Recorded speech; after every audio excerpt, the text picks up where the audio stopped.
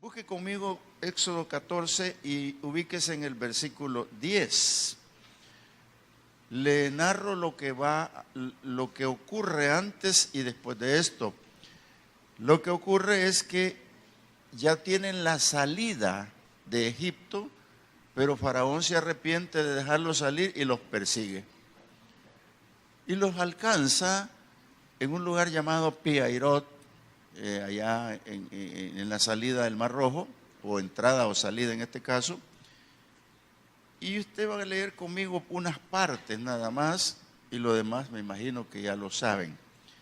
Dice el versículo 10, y cuando Faraón se hubo acercado, los hijos de Israel alzaron sus ojos, y he aquí que los egipcios venían tras ellos, por lo que los hijos de Israel temieron en gran manera y clamaron a Dios. Padre amado, gracias Señor esta tarde. Bendícenos con esta palabra, Señor, que sea breve, sustanciosa y que tenga, Señor, tu palabra, no la del hombre, porque el consejo práctico, Señor, puede ser psicológico, puede ser que una exhortación o una disciplina al respecto, pero sé tú con ellos, hermanos, con mis hermanos, para que ellos asimilen esta palabra sencilla, Señor, en un consejo, nada más en un consejo. Muchas gracias, Señor.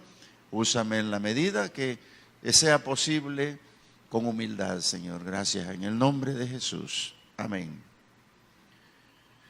Hermanos, nosotros como pueblo de Dios debemos de estar conscientes que Dios elige por nosotros. Aunque mucha gente que no tiene a Dios en su mente y en su corazón no sabe que Dios elige por ellos. Pero cuando ya estamos en la iglesia nos damos cuenta y cedemos al espacio de que Dios elija por nosotros. Tanto así que Él puede elegir lo que Él quiera. Porque nosotros también tenemos que estar convencidos que lo elegimos a Él. Y lo elegimos para muchas cosas.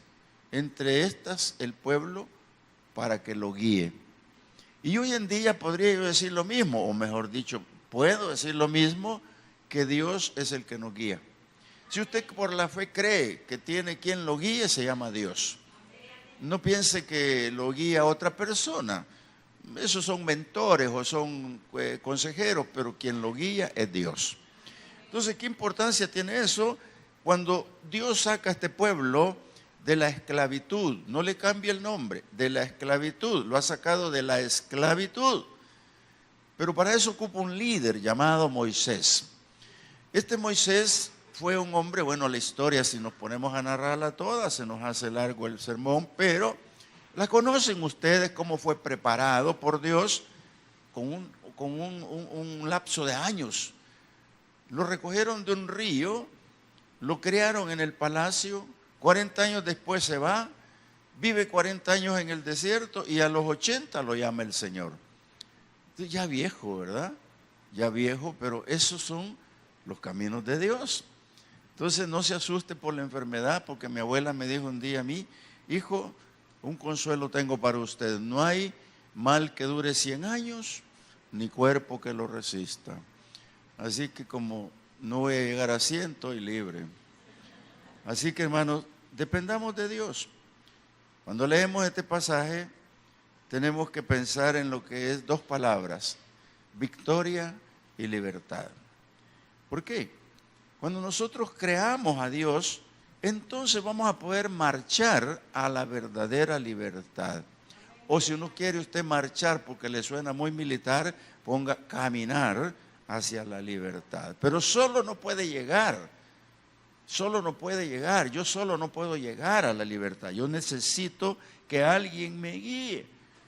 Por eso yo te digo, no cambies el camino de tu libertad. Aquí hay mucho que hablar con relación a esto. ¿Por qué? Hay personas que dejan la iglesia.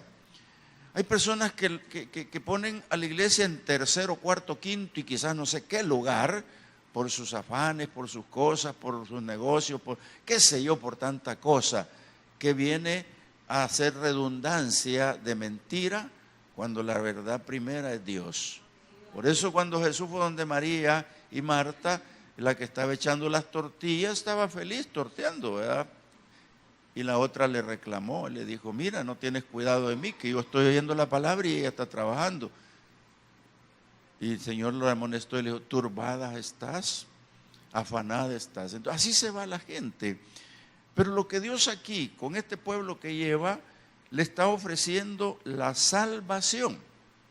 Cuando hablamos de la salvación, es un tesoro, es algo grande. Hoy en día le ofrecemos al pueblo la salvación en Cristo, pero no la entienden.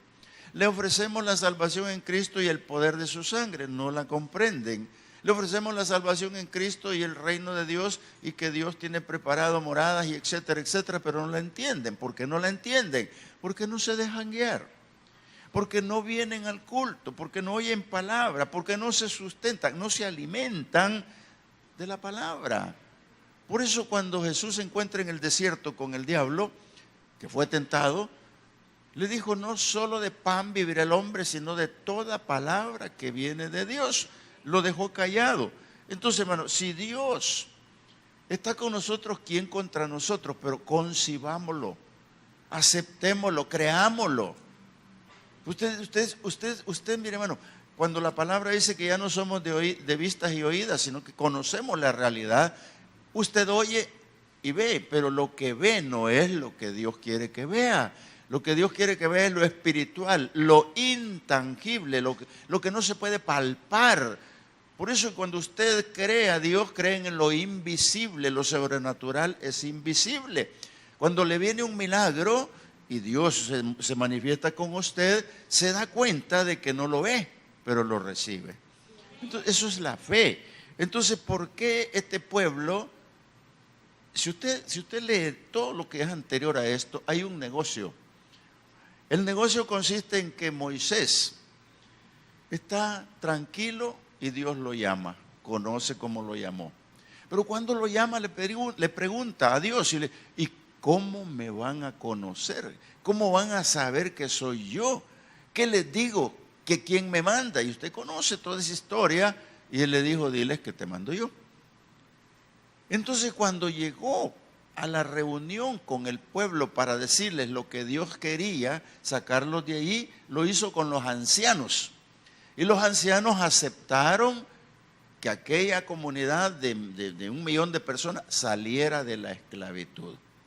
Pero camino al desierto, en la primera, cuando los persigue Faraón, comienzan a temblar.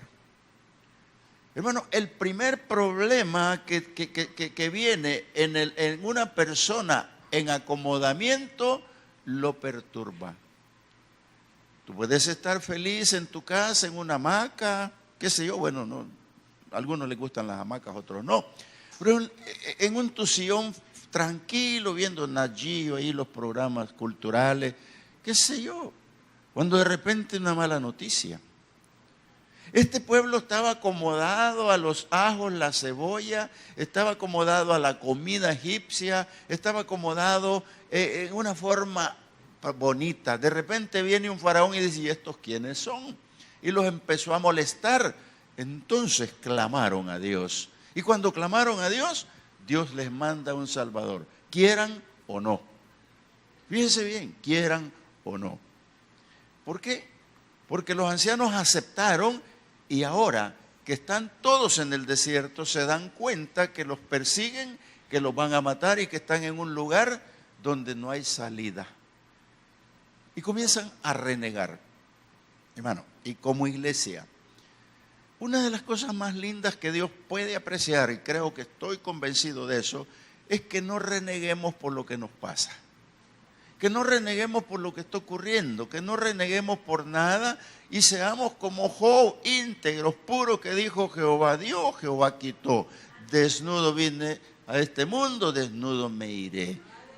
Entonces esa conformidad creo que Dios la va a ver en forma positiva como algo de humildad, digámoslo así. Y Dios sabe que entre más busquemos el reino de Él, muchas cosas serán añadidas. Usted lo sabe eso. Entonces, en el versículo 11, Cuando vieron todo esto y clamaron a Jehová y dijeron a Moisés, se fueron al líder: ¿acaso no había sepulcros en Egipto? O sea, hermano, tú no te vayas a estar anticipando a la muerte. Deja que Dios decida. Deja que Dios diga: hasta aquí llegaste, mijo, y punto. Y si Dios dice: te voy a dar largura de días, como la palabra lo promete, largura de días serán. Pero ven el peligro y dice: estamos muertos. Ya no hay nada que hacer aquí, estamos fritos. ¿Acaso no habían sepulcros en Egipto para que allá quedáramos enterrados? Y nos ha sacado a que muramos en el desierto. Si no los han atacado todavía.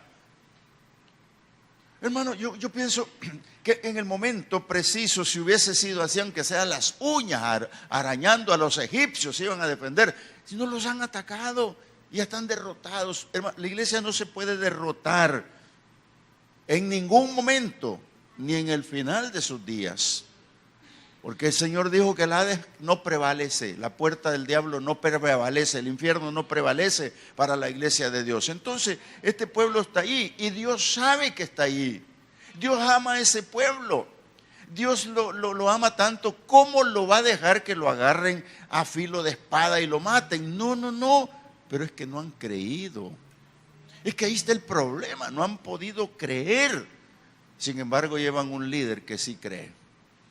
Y ese líder que sí cree, hermano, es el que lleva la palabra de aliento, el mensaje de Dios, es el que va con ellos perfilándolos por fe y los lleva a la tierra prometida. Ahí van. Pero ellos dijeron: ¿acaso no hay sepulcros allá? Lo que yo veo aquí, hermano, es que se derrotaron antes de pelear la batalla. Nosotros, como dice Pablo, debemos de pelear la buena batalla. Y la buena batalla, se los he dicho en varias oportunidades, se vuelve buena cuando usted se agarra de la mano de Dios. Usted solo no, la batalla es de la manita de Dios, la batalla es buena. Porque Él pelea las batallas por nosotros. Pero aquí hay incertidumbre, hay duda, hay desacierto, hay incredulidad, y agréguele todo lo que hay negativo. Y dice: ¿por qué has hecho así con nosotros y nos sacaste de Egipto? ¿No es esto lo que te hablamos en Egipto? Los ancianos que se reunieron, ¿verdad? ¿Se acuerda que les comenté eso? Y dijeron: no es cierto que hablamos como lo que hablamos en Egipto, diciendo: déjanos servir a los egipcios, porque mejor nos fuera servir a los egipcios que morir nosotros en el desierto. Yo esto lo voy a predicar hasta que me muera. ¿Por qué? Porque ¿cómo voy a cambiar una virtud que Dios te dio de servir a la iglesia, por ejemplo? Y de repente ya no estás en el ministerio porque te lo ganó el diablo. Perdone la expresión, pero es la verdad. Eso es como decir: vienen y prefiero estar allá que estar aquí. ¿Cómo puede una persona cambiar su mentalidad tan positiva al salir y negativa en el camino y dejar de creerle a Dios que Él es capaz de todo? Si Él los sacó, Él los va a llevar. Y de hecho sabemos el final de la historia, que los llevó. Pero aquí es la iglesia peregrina, la iglesia que está bajo los problemas de cualquier índole. Hoy con la enfermedad del siglo, con esto, la pobreza, la idolatría, ¿qué le puedo decir? La violencia, hermano. Son problemas graves para nuestro pueblo, son problemas graves para nosotros. Más de alguno se puede desanimar y decir: no, yo ya no voy a la iglesia de Josué, ahí predican solo locuras, ahí no me encanta, no me gusta, yo voy a ir mejor al mercado. En vez de cambiar a otra iglesia, se va al mercado. Hermano, eso es decirle a Moisés: estábamos mejor en Egipto y preferíamos servir a los egipcios antes que morir aquí. Hermano, por favor, no cambie su posición de servicio. Cuando Abednego y los otros dos hermanos, amigos que se me olvidan los nombres, enfrentaron al rey y le pusieron a adorar una estatua, ellos se postraron ante su Dios primero y le dijeron: sepa, rey, que no adoraremos la estatua, porque el Dios al que servimos, Él nos puede librar de tus manos y del horno de fuego, Dios. ¿Sabe, hermano? Es Dios, la fe positiva que te va a actuar en todo momento, es la que tú llevas contigo, es la que Dios te ha permitido tener. Esa fe tiene que estar, aunque tengas el mar rojo o amarillo, verde, el mar que sea el problema enfrente tuyo, Dios es el que abre caminos, Él es el que te va a guiar creando nosotros lo positivo. Cuando Dios dice, marchen.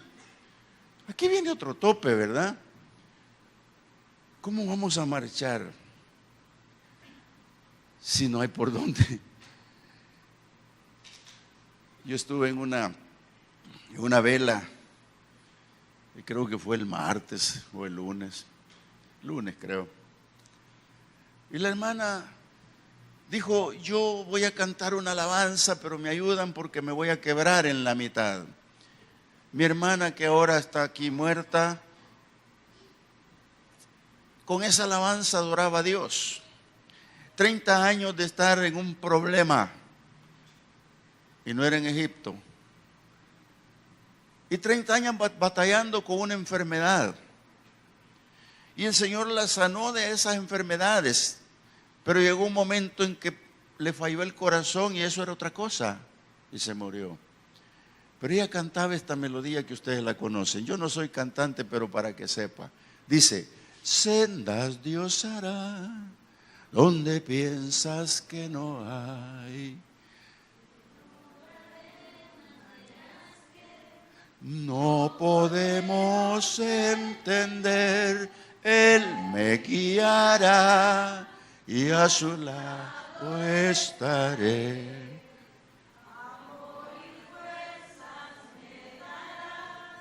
Y un camino hará donde no lo hay. Déjela ahí. Me conmovió. Porque nosotros a veces, hermanos, decimos, ¿cómo va a ser posible? Y ellos están en este momento y se han olvidado que lo que Dios quiere es liberarlos de la esclavitud. Lo que Dios quiere es sacarlos de la opresión. Lo que Dios quiere es que sean un pueblo escogido para Dios. Lo que Dios quiere es que esa iglesia, Josué en Apopa, camine con Él. Que aunque las puertas estén cerradas, que aunque haya nubes, que haya tormenta, haya lo que haya, la iglesia prevalecerá, permanecerá. Porque no importa cuál sea el obstáculo, Dios lo puede quitar. Dios lo quita. Y lo quita perfectamente bien, porque no perdamos de vista que tú y todos y yo vamos saliendo de la esclavitud a la tierra prometida. Entonces, hay algo importante. Dios conoce mis decisiones, conoce mi corazón, nos conoce todo. Y dice el 12, no es cierto lo que te hablamos en Egipto diciendo, déjanos servir a los egipcios porque mejor nos fuera a servir a los egipcios que morir nosotros en el desierto. Abrió Dios la boca a Moisés y dijo Moisés al pueblo, no temáis, estad firmes. Usted puede, hermano, esta tarde decir, ¿y cómo puedo yo no temer? ¿Y cómo puedo yo estar firme si lo que me han diagnosticado no tiene cura? Hermano, no diga no tiene cura.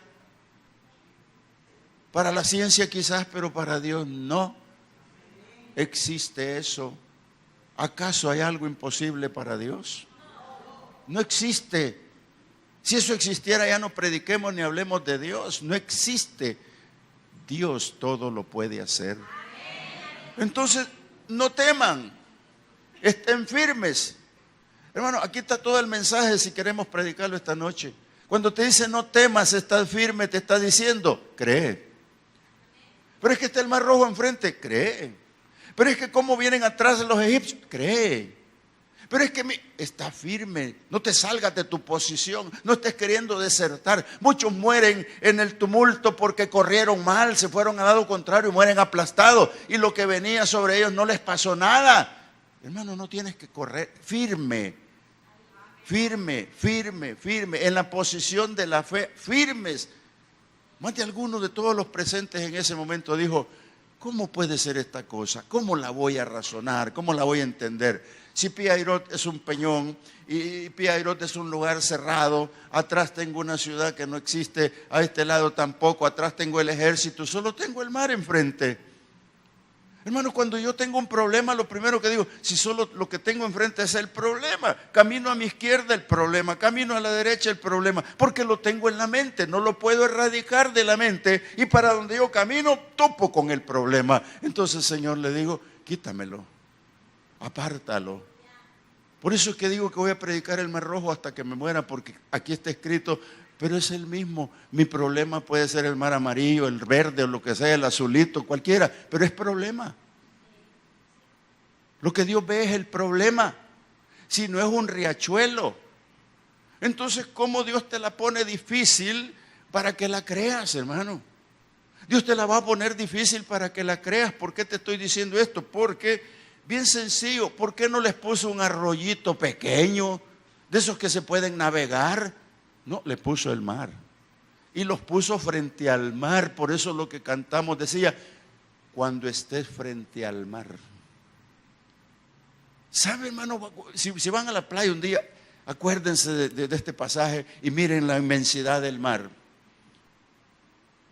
Aunque el lugar donde ocurrió esto no era el mar largo, no, era una punta de mar, pero nadie la pasaba. Es difícil pasarla.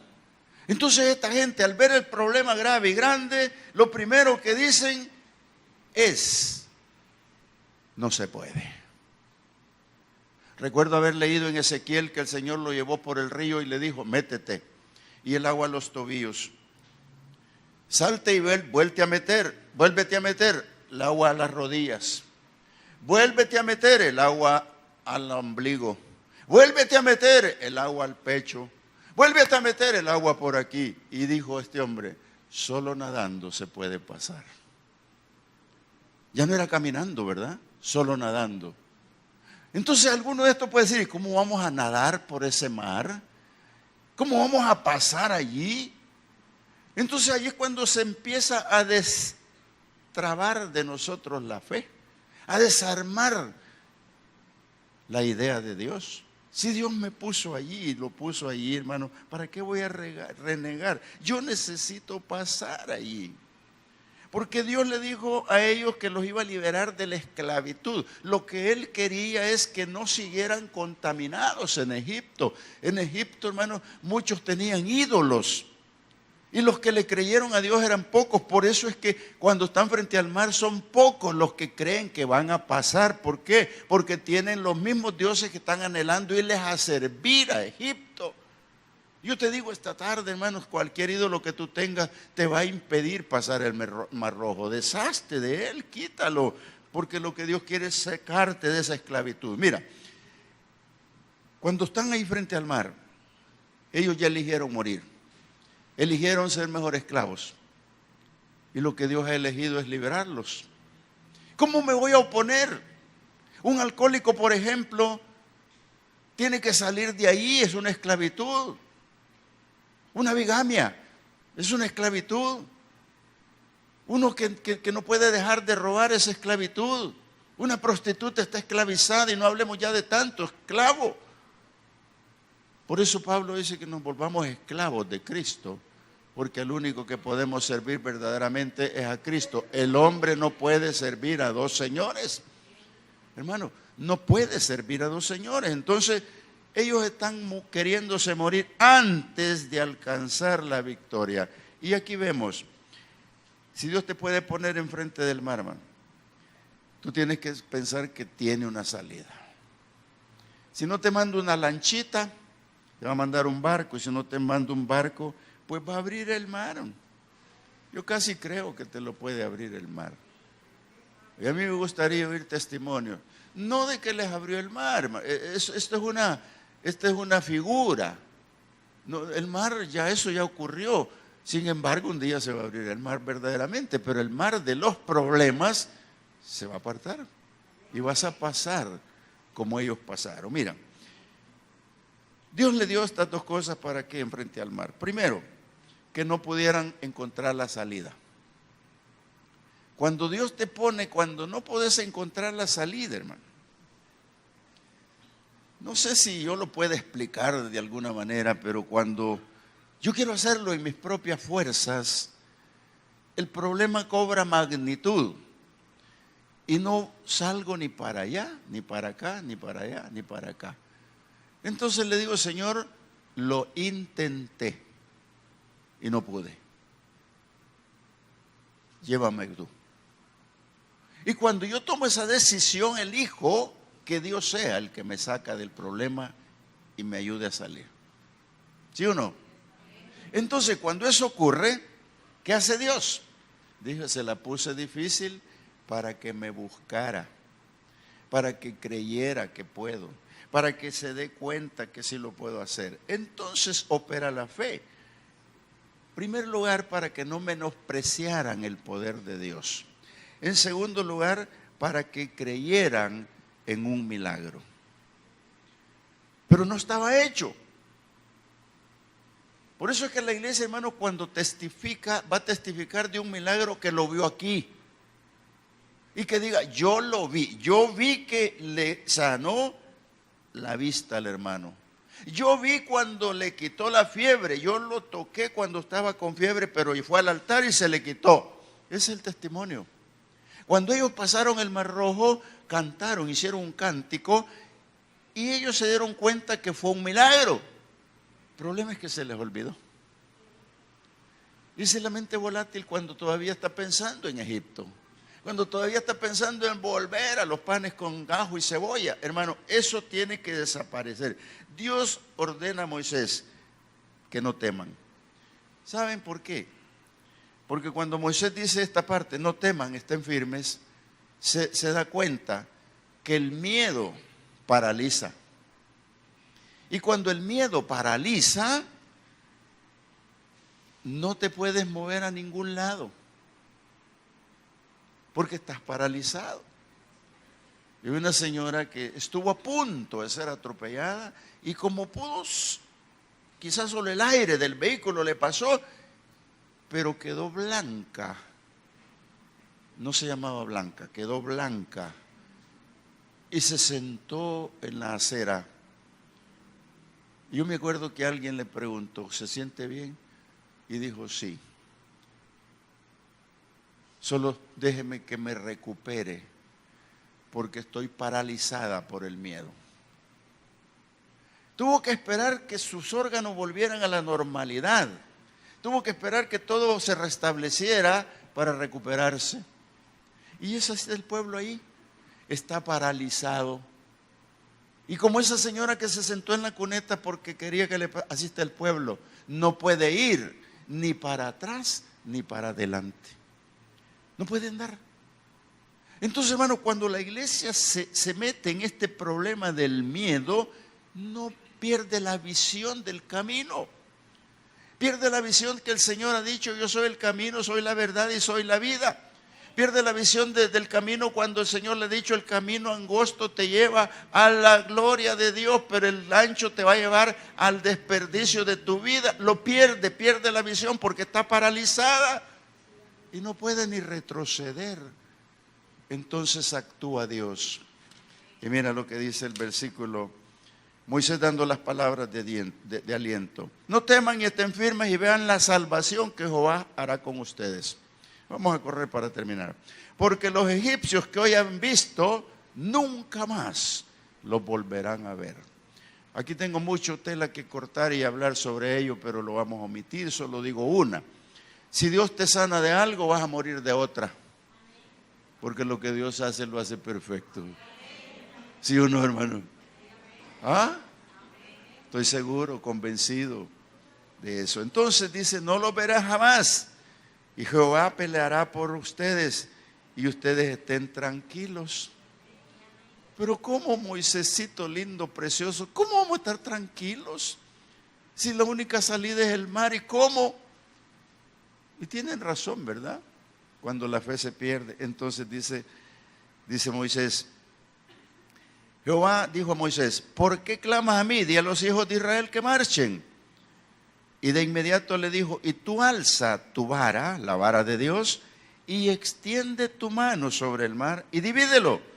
Y entren los hijos de Israel por medio del mar en seco. Hermano, tal vez no sea la forma de terminar el sermón, pero lo voy a ilustrar de esta manera. 1 millón de personas tienen que pasar esa franja de mar y van en seco. Pero cuando el mar se comienza a abrir, es un espectáculo inolvidable, como lo va a hacer tu milagro un día. Cuando se comienza a abrir, se parece cuando a las vacas, al ganado, le abren el corral. Todas quieren salir por la misma puerta y corren y se atropellan. Así debe haber sido de ellos cuando en ese momento se dieron cuenta que Dios lo que quiere es llevarlos a la libertad, sacarlos de la esclavitud, no dejar que se sigan contaminando con los ídolos de Egipto, no permitirles que sean un pueblo que no es el de Dios. Por eso yo te digo, Iglesia Josué, esta noche, tú eres el pueblo de Dios, adquirido por Dios, nación santa, linaje santo. Por lo tanto, Dios te sacó de las tinieblas a su luz admirable para que le sirvas, para que estés con Él. Y no importa cuál sea tu mar y de qué color sea, Dios lo va a abrir. Póngase en pie conmigo. Padre, gracias, Señor. Eres bello, mi Dios amado. Yo quise explicar esto, Señor, en la figura, pero yo te pido, Señor, esta noche que tú abras para ellos una puerta, un lugar a la libertad. Que los liberes, Señor, del problema, de la enfermedad. Que los liberes, Señor, de todo lo malo. Y que tú, Señor Todopoderoso, vierta sobre este pueblo la fe necesaria y suficiente para creer que cuando están frente al problema más grande, solo tú lo puedes solucionar. Por grande que sea, Señor, la fe mueve montañas. Y si la fe mueve montañas, ¿por qué no va a mover tu corazón? Porque cuando el mar rojo se abrió en aquel momento, me hace recordar cuando calmaste la tempestad. Y aquellos hombres que es el pueblo actual ahora dijeron: ¿quién es este? ¿Quién es este? Que hasta los vientos y el mar le obedecen. Ese es tu Dios en el que estás creyendo. Ese es el Dios que tú estás oyendo predicar esta noche por la televisión.